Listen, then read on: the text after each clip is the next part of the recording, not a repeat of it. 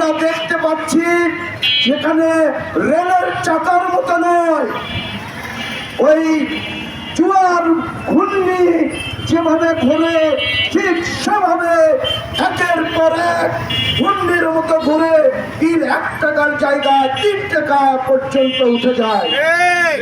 ভাইরা আমার, আজকে অনেক পাঠিত হৃদয় আমরা দাঁড়িয়েছি। আপনারা আর দূরে না থেকে আসুন, আজকের এই প্রতিবাদের মিছিলে, প্রতিবাদের সমাবেশে একত্রতা করুন।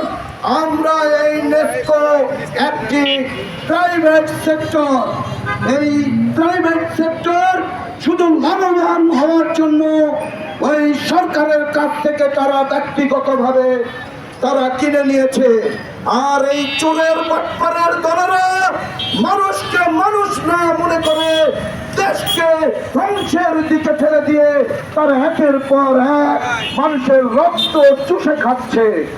ভাইরা আমার, আজকে যদি আমরা এই নেস্কোর বিরুদ্ধে রুখে না দাঁড়াই, আজকে দেখুন ওই শিল্পপতিরা হয়তো বিল দিতে পারছে বা দিতে পারবে, কিন্তু সাধারণ জনগণ এই আমরা কি দেখছি, তারা আজকে ওই কারেন্টের মাধ্যমে বাল্ব চালাতে না পেরে আজকে সেই পুরনো দিনের হারকিনের মতো তারা একটি চার্জার বাতি কিনে নিয়ে যায়।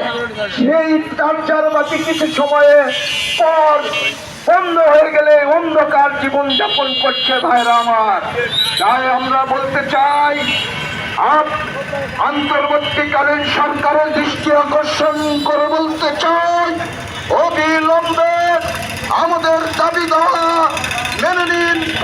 নয়তো নেস্কোর প্রতিটি সেক্টর, প্রতিটি স্থানে যে সকল অফিস রয়েছে আমরা ঘেরাও করতে বাধ্য হব এবং ঘেরাও অবশ্যই করব।